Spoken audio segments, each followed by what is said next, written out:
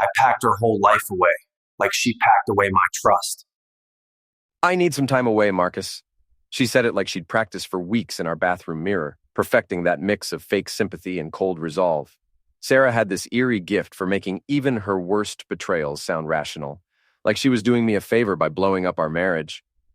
I should have caught on months back, but love blinds you when you don't want to see. Late nights at the office bled into early mornings. Strange perfume clung to her clothes when she slid into bed, scents that twisted my gut with unspoken fear. Her phone buzzed nonstop, cut short by her quick hand, a guilty flush climbing her neck when I looked up from my laptop. Still, I told myself it was stress from her new marketing job, or maybe her anxiety flaring again like it did when her dad was sick 2 years earlier. Denial is a powerful pill, and I was hooked hard. The clues were there if I'd stopped making excuses for her coldness. She no longer asked about my day, no longer curled into me during our Sunday movie nights that once lit up my week. Zex turned stiff, clockwork, just another box to check on her endless to-do list. Talk between us became shallow, polite chatter with no depth. But I kept repeating the lie that it was a phase, that all marriages hit rough patches. Right? She called it no contact for clarity, that muggy Tuesday night in July, spinning her wine glass like it held answers to questions I didn't know she was asking. Like our 3-year marriage was a fogged mirror she had to wipe clean, free from my so-called suffocating presence holding back her growth. I didn't argue, though every bone in me screamed to grab her and shake some sense back into her. She asked for space, and I told myself I had no right to say no. She packed one duffel with slow, careful precision. Her favorite cardigan that smelled like vanilla and comfort, the worn yoga pants she lived in on lazy mornings, half a bottle of that pricey rosé lotion I got her on Valentine's. It was like she was curating a new self for this journey, a self that no longer included me. I stood frozen in our doorway, watching her fold clothes like each piece was another goodbye I couldn't face. She moved like a ghost, brushing her hand over familiar objects as if she was memorizing them or maybe saying farewell. The whole scene felt unreal, like I was watching someone else's tragedy play out on a screen. No kiss, no call me later promise, no timeline for this supposed self-discovery. Just a soft apology that sounded more like relief than regret, and the quiet click of the front door as she slipped away. I didn't chase her down the hall like in some cheap rom-com. Didn't shout her name as my voice cracked off the walls. I just stood there, staring at the door for what felt like hours, waiting for it to swing open, waiting for her to rush back in, admitting it was all a mistake. The silence that followed was crushing, heavy, like deep water pressing on my ears. I gave her exactly what she asked for. Full silence, no calls, no texts. I reshaped my days around the hole she left behind, started hitting the gym at dawn instead of walking our old park route where she'd once told me she loved me. Took on extra shifts at the firm, drowning myself in projects that left no room for dark thoughts. I blocked her on Instagram and Facebook, but left her mom, Linda, unblocked. Like some pathetic part of me needed that thin thread to her world, a tiny chance to know what she was doing during this so-called journey of growth. 10 days later, I'm mindlessly scrolling through my phone at midnight, sitting on the edge of our bed in old boxers and a faded college t-shirt, when I see it glowing on my screen like a neon sign advertising my own humiliation. Linda's Facebook post, family bonding retreat, grateful for these precious moments. The carousel of photos that followed hit me like a freight train loaded with concrete blocks directly to my chest. There's Sarah, absolutely radiant and glowing in that orange bikini I'd watched her model in our bathroom mirror just weeks before this whole nightmare began. "Does this make me look too young for my age?" she'd asked, turning sideways to check her reflection with typical self-consciousness. I'd told her she looked absolutely perfect, because she genuinely did in that moment. Now she was practically glowing under some tropical sun I couldn't identify, and there's Derek, her supposedly harmless high school ex-boyfriend who she claimed she barely talks to anymore and had zero romantic feelings for, with his tanned, muscular arms wrapped possessively around her waist like he owned every inch of her body. Every single photo told the same devastating, crystal-clear story. Her leaning into him with genuine happiness and contentment I hadn't seen directed at me in months. Maybe longer if I was being brutally honest with myself. Eyes bright and alive. Smile wider and more authentic than when I'd proposed to her on that secluded beach in Maine during our second anniversary trip. Like this sun-soaked paradise was the life she'd been secretly waiting for while I was just the convenient placeholder keeping her emotional seat warm until something better materialized. The captions were surgical strikes aimed directly at my remaining dignity. Grateful for these perfect moments. Family reset retreat. Feeling so blessed. Grateful for the people who truly understand me. Grateful for him, not me. Never me, apparently. I scrolled back through them obsessively, desperately hoping I'd misunderstood something fundamental, praying there was some innocent explanation that would make this nightmare make sense. Maybe Derek was there with his own family and just happened to photobomb their innocent family vacation. But no, every single image showed the same unmistakable intimate familiarity, his hands on her hips like he'd never stopped touching her, like I'd been the temporary interruption in their real love story. I sat there in our bedroom that we'd picked out together, phone screen glowing in the oppressive darkness, and felt something fundamental and irreversible break inside my chest. Not my heart. That had been slowly cracking for weeks like old plaster in an abandoned house. Something much deeper and more essential. My willingness to be anyone's backup plan. My tolerance for being treated like a convenient 24-hour emotional convenience store. Always there when needed, easily ignored when something shinier and more exciting came along. The betrayal felt like drowning in slow motion. Each photo another gallon of water filling my lungs until breathing became impossible. That weekend, I made a decision that probably saved whatever remained of my deteriorating sanity. Methodically, like I was preparing ironclad evidence for a high-stakes court case, I went room by room through our apartment and packed every single trace of Sarah's existence into carefully organized boxes. Her extensive wardrobe went into precisely labeled containers: dresses and professional wear, casual and workout clothes, undergarments and accessories, shoes and bags, her expensive art supplies, those professional-grade brushes she'd collected over years of serious painting, wrapped carefully in tissue paper and bubble wrap like priceless museum pieces being prepared for transport. Those coffee mugs with her lipstick stains that used to make me smile every morning went into kitchen items, personal use. Her grandmother's antique jewelry collection, including that delicate pearl necklace I'd given her for our first anniversary after saving for months, carefully cushioned in velvet pouches inside Box 8, jewelry, and keepsakes. Every single item cataloged with obsessive precision, photographed from multiple angles, wrapped with the same meticulous care I'd once reserved exclusively for her feelings and emotional well-being. Her books, organized by genre. Her skincare products, each bottle wrapped individually. Her collection of vintage scarves that she never wore but refused to donate. Her painting supplies, her half-finished canvases, her stack of art magazines. Everything she'd left behind when she walked out to find herself in another man's arms. 12 boxes total when everything was said and done, each one labeled with black permanent marker, inventoried on attached sheets with detailed contents lists, marked fragile in bold red letters. I took comprehensive photos of each box from every conceivable angle, created organized digital folders with timestamps and detailed contents lists. No room for confusion later. No opportunities for arguments about missing items. No accusations of theft or vindictive destruction that I could already hear forming in Linda's judgmental voice. I scheduled a professional courier service to deliver them to Linda and Frank's house, signature required upon delivery. Paid extra for the white glove service, insurance coverage, tracking numbers, the works.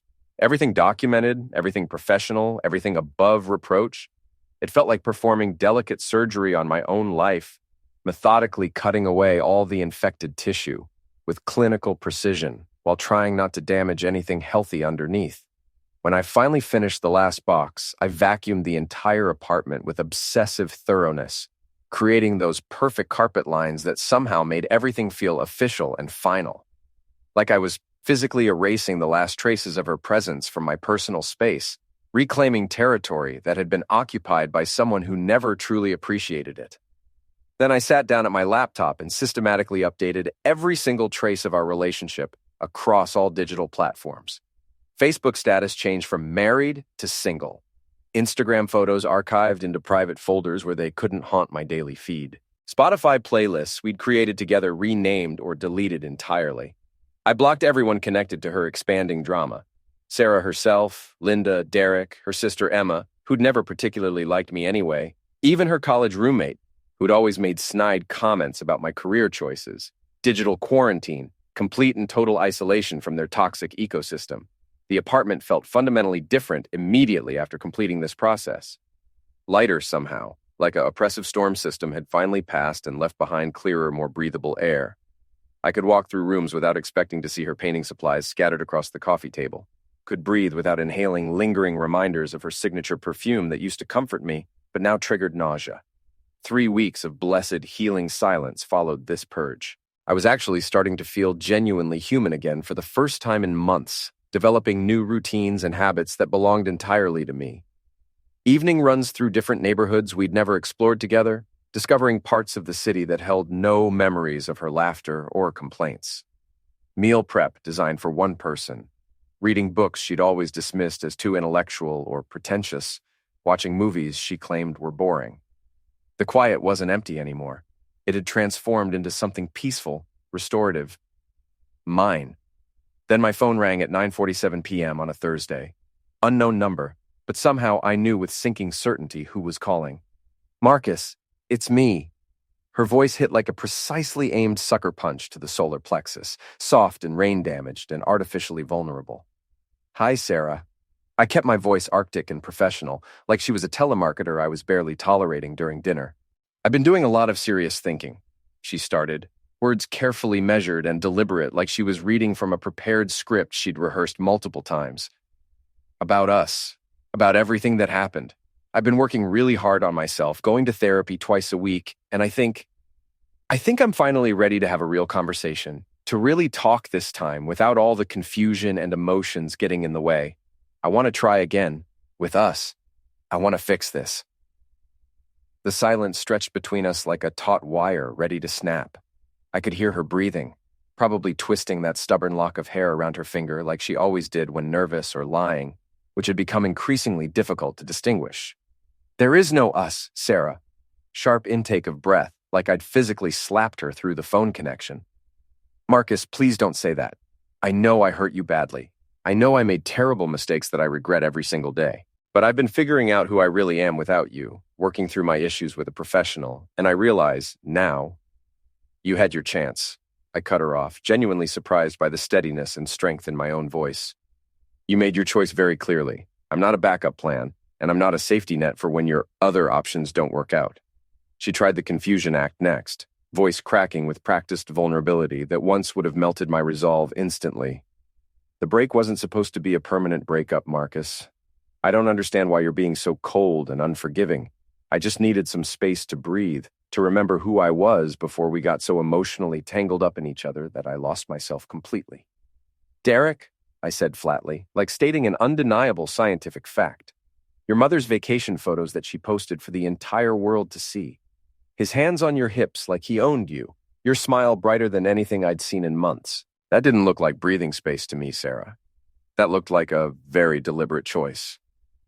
The silence that followed was deafening and telling. I could practically hear the gears turning in her head, scrambling desperately for an explanation or story that wouldn't make her the obvious villain in this narrative. "He was just there by coincidence," she said quickly, desperately, words tumbling over each other. "He's been going through his own messy divorce, and I didn't plan any of it, Marcus. You have to believe me. Mom doesn't understand how social media works or how things might look to other people. She just wanted to document our family bonding time." "You didn't plan it," I repeated slowly, letting each word fall like stones into still water. "But you certainly posed for it enthusiastically. Every single photo, Sarah. His hands on you like he'd never stopped touching you. Your smile more genuine and radiant than anything I'd seen directed at me in the final months of our marriage. That's not confusion or coincidence. That's betrayal, plain and simple."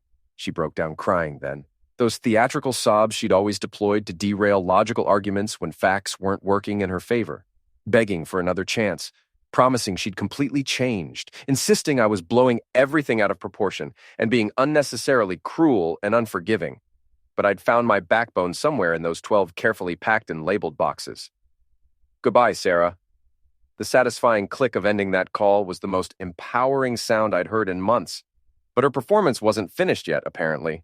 2 nights later, there they were on my doorstep at 8 p.m. like some twisted version of Christmas carolers. Sarah red-eyed and desperate, clutching a tissue box, and Linda stern and judgmental in her expensive designer coat, radiating righteous maternal indignation.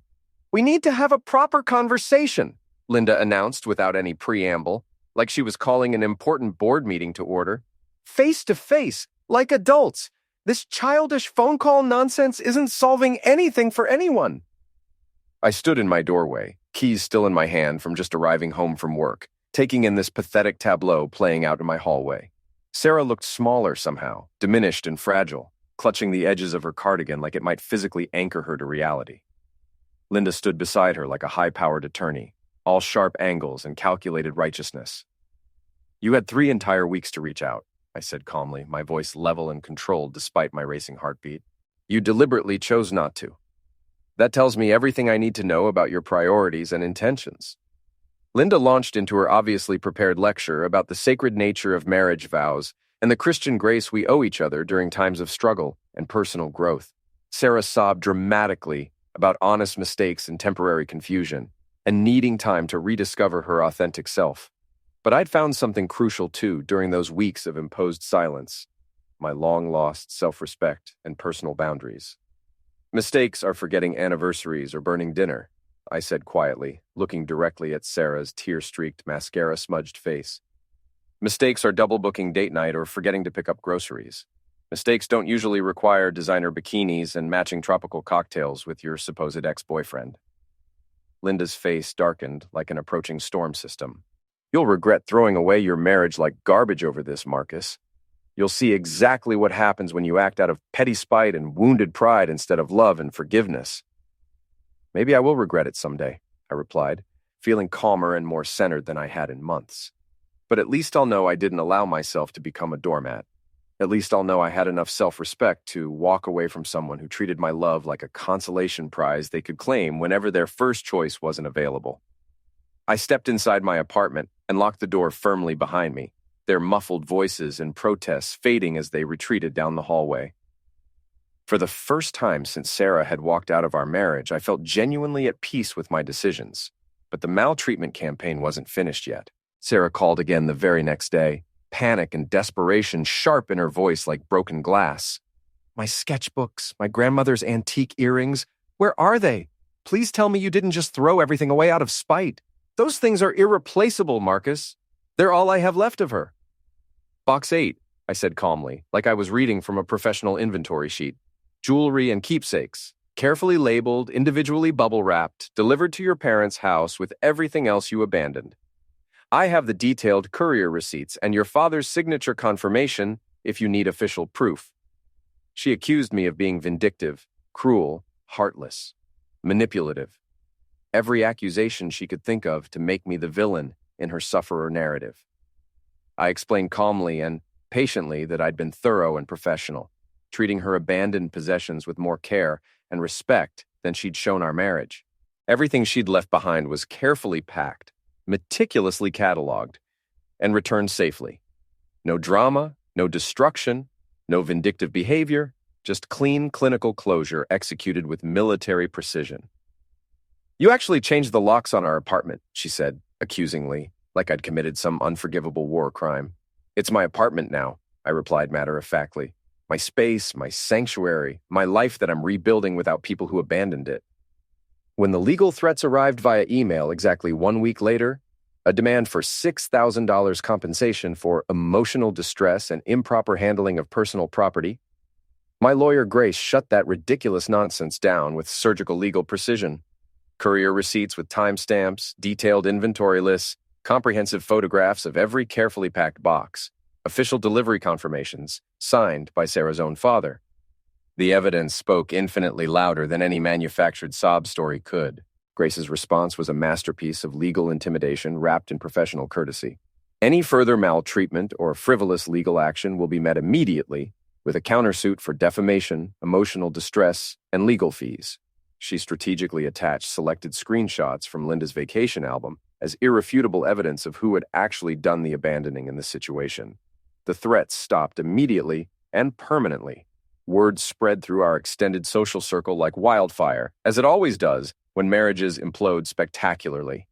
Mutual friends reached out with various motivations, some genuinely apologetic and supportive, others transparently fishing for gossip they could spread at dinner parties. Sarah staged her predictable public meltdown across social media platforms, cryptic posts about heartbreak and betrayal, artfully filtered photos of herself looking devastated, passive-aggressive quotes about cold-hearted men who package up your entire life like Amazon deliveries and ship it away without a second thought. Derek apparently ghosted her completely when the drama got too messy and complicated for his taste, probably realizing that a married woman's baggage wasn't worth the temporary vacation fun. Linda tried desperately stirring the pot among our old friends and her church community, but receipts don't lie, and I had comprehensive documentation of every single detail. The vindication felt better than I'd expected or hoped. Not because I wanted Sarah to suffer, I genuinely didn't, but because the objective truth was finally louder than her carefully crafted sufferer narrative. People started seeing through her performance, asking the right questions about timelines and vacation photos and the suspicious timing of her self-discovery journey. Several friends privately told me they'd suspected something was wrong for months, but hadn't known how to approach the subject without seeming like gossips or troublemakers. Now, 6 months later, it's genuinely quiet in the best possible way. Peaceful in a manner I'd forgotten was even possible. The apartment feels completely and authentically mine. No phantom scents of her perfume lingering in closets, no corners cluttered with her abandoned creative projects, no reminders of the life we'd built together and she'd casually discarded. I've started running regularly in the evenings, rediscovering parts of the city we'd never explored together because she always complained about walking too far or getting sweaty. Meeting new people who don't know my story, don't treat me like a wounded animal that needs careful handling and kid gloves. Last week, I had coffee with a woman named Rachel. Smart, genuinely funny, refreshingly direct about what she wants from life and relationships. No games, no need to find herself in other people's arms, no dramatic declarations about needing space to grow. We talked easily about books and travel and the weird way city lights reflect off wet pavement after summer rainstorms. She didn't ask about Sarah, and I didn't volunteer the information. This is my time now, my opportunity to write a completely new story that isn't defined by what I lost, but by what I'm choosing to build. Sometimes late at night, when the city settles into its quieter rhythms and the traffic noise fades to a distant hum, I think about the woman I originally married. Not the one who posed for vacation photos with Derek, but the earlier version who used to hum contentedly while painting at the kitchen table, who'd curl her legs under her on our old couch and tell me about her dreams for the future that apparently never included me long term. I don't hate that earlier version of Sarah. I just recognize now that she was probably always more fiction than reality, more wishful thinking on my part than actual substance. The signs were there if I'd been willing to see them clearly instead of making endless excuses for her increasingly selfish behavior. I walked past the park bench where she first told me she loved me last weekend while out for my evening run. Felt nothing but distant gratitude. Not for her specifically, but for learning the crucial difference between loving someone and needing their validation to feel complete or worthwhile. For discovering that sometimes the best revenge isn't anger or destruction or dramatic confrontations. It's removing yourself so completely from someone's chaos that their drama literally cannot touch you anymore. It's choosing inner peace over public performance, personal dignity over desperate pleading. It's building a life so full and satisfying that the person who once shattered your heart becomes just a cautionary tale, a valuable lesson learned, a chapter you're genuinely grateful to have closed permanently. The boxes are delivered, the receipts are filed, the locks are changed, and the silence is absolutely golden. I'm enough. Always was. Always will be. The only difference now is that I actually believe it completely, and that makes all the difference in the world.